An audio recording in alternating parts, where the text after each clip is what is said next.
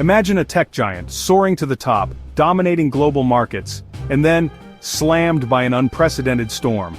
A storm that threatened to ground it forever. Yet, against all odds, it not only survived, but kept innovating, competed fiercely, and stood firm against the impossible. This isn't just a Hollywood script, this is the true saga of Huawei. Back in 1987 in Shenzhen, a humble fishing village at the time, one man had a daring vision. Ren Zhengfei. He started a tiny company with just under $5,000. Back then, China relied entirely on Western tech. His dream was for China to build its own technology to one day become a global powerhouse in telecommunications. Did he know his dream would come true? That his company would one day be the world's second largest smartphone maker?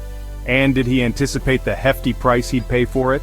In its early years, Huawei was just a small distributor, but the ambition was bigger than just distribution. They started reverse engineering foreign equipment, then moved into R&D to design their own products. This was the first spark of a concept that would later become the backbone of their success: self-reliance and continuous innovation. By the turn of the millennium, Huawei started pushing beyond China's borders.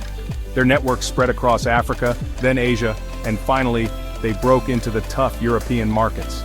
Their key to success was offering advanced technology at incredibly competitive prices, backed by unparalleled technical support. Huawei became the go-to choice for many developing nations, then gradually earned the trust of developed markets. The growth was astounding, but with growth came scrutiny. Huawei wasn't just a telecom infrastructure company anymore. By 2010 they jumped headfirst into the smartphone market, and at an astonishing pace, they climbed the competitive ladder, overtaking established giants. In 2019, at their peak, Huawei became the world's second-largest smartphone vendor, outperforming generations of competitors. How did they do it so fast?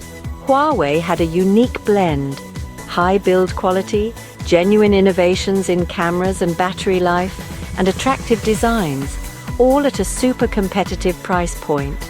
They weren't just imitators, they were pushing the boundaries of innovation. Alongside their phone success, Huawei was a pioneer in 5G technology.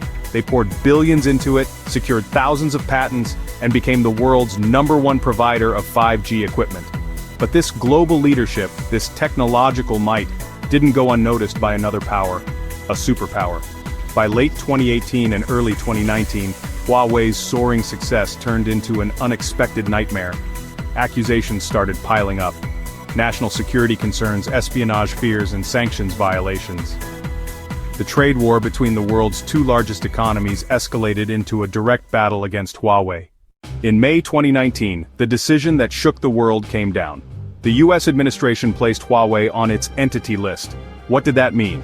It meant cutting Huawei off from all American technology. Qualcomm and Intel chips, Google software, like the Play Store and YouTube services, and even the essential tools needed to design and manufacture their own chips. It was a harsh, crippling blow for any other company. How would they sell phones without essential Google apps? How would they make phones without the necessary chips? Analysts predicted the imminent demise of Huawei's smartphone dominance. Was this truly the end? But in Huawei's boardrooms, there was a strange calm. It wasn't entirely a surprise to them, they'd been preparing for this day for years. While the world expected their collapse, Huawei activated a contingency plan they'd been building for a decade. Their secret weapon, their shield and sword, was massive, unprecedented investment in research and development. Think about this. In 2019, while other companies were scaling back, Huawei invested over $15 billion in R&D. That's more than the entire budgets of some countries. Why? Because they believed that technological self-reliance was the only guarantee of survival. They already had an alternative operating system, HarmonyOS, in development for years, ready to run on phones and connected smart devices, and they had their chip design arm, HiSilicon, which was already producing powerful Kirin processors. These weren't just backups, they were highly competitive products. Even with the cutting off of advanced chip manufacturing supplies, Huawei didn't give up. They shifted their focus, sought alternative suppliers, and invested even more heavily in materials research and complex chip design. They realized the only way out of this crisis was to dig their own deep wells, developing everything from scratch if necessary. It didn't stop at phones. They realized that survival meant diversification. They applied the same innovative mindset to developing new solutions: cloud computing, enterprise AI, smart city solutions, and even self-driving car tech and digital power solutions.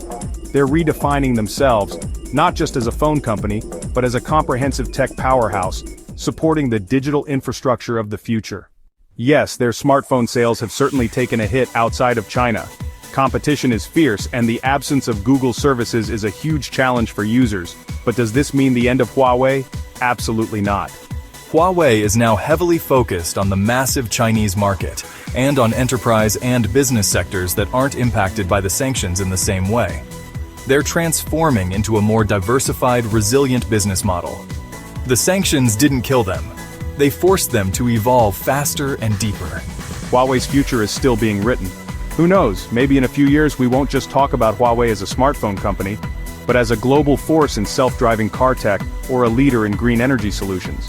Huawei's story isn't just about trade and tech. It's a story about human resilience, the power of innovation, and the belief that nothing is impossible when you have true resolve. So after all this, what do you think? Will Huawei continue to surprise the world with its innovations, and will it emerge from this ordeal stronger and more influential than ever?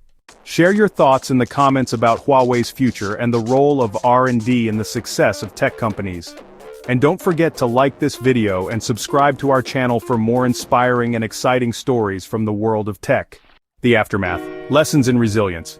Music from the previous script fades out completely, replaced by a thoughtful, slightly optimistic melody. A visual montage of various tech companies, both big and small, innovating and adapting. Huawei's story isn't just about a single company, it's a powerful masterclass in resilience, innovation, and strategic foresight. What can other businesses and even nations learn from this unprecedented battle against the odds? The initial shockwaves from the ban might have sent ripples of fear through the tech world, but they also highlighted critical vulnerabilities in global supply chains and the urgent need for technological independence. For years, the tech industry thrived on interconnectedness, a complex web of global suppliers. But Huawei's ordeal exposed how quickly that web could be severed. This forced many companies to rethink their strategies, exploring diversification of suppliers and even reshoring production. It's a seismic shift that continues to reshape how technology is made and distributed worldwide. The ripple effect, a call for self-reliance, visuals of different countries investing in their own tech sectors, perhaps government officials announcing funding for R&D.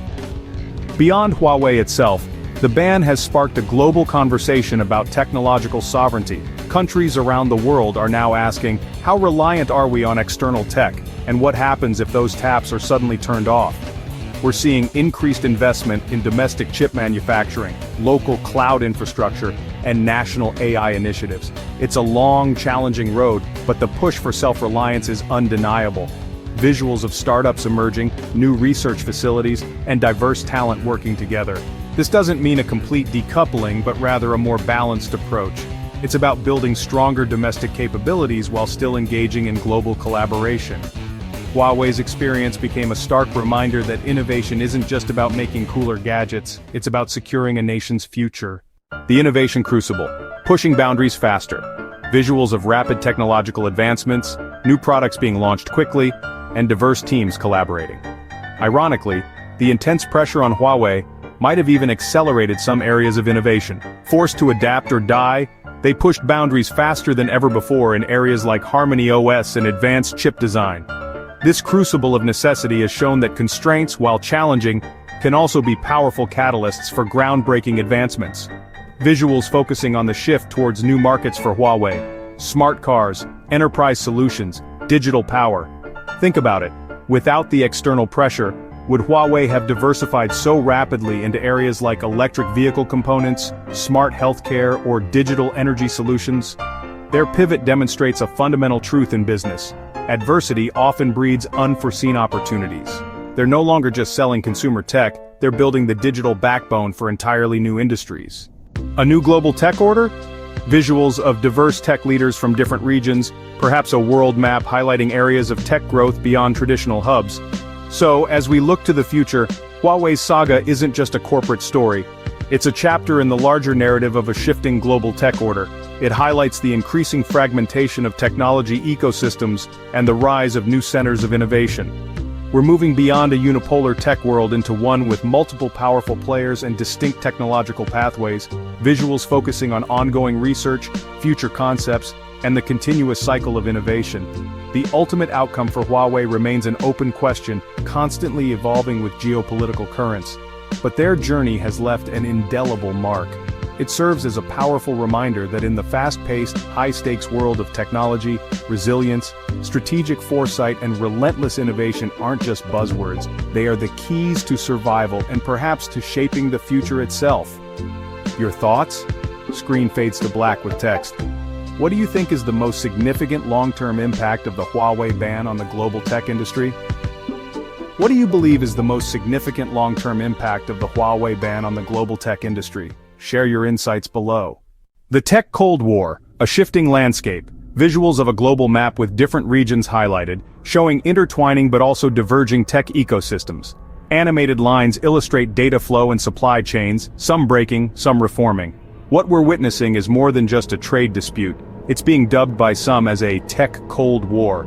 Nations are increasingly viewing technological leadership not just as an economic advantage, but as a matter of national security. This isn't just about who makes the fastest chip or the slickest phone. It's about who controls the underlying infrastructure, the data, and the future of connectivity itself. The Huawei saga effectively became a wake-up call, accelerating this global realization.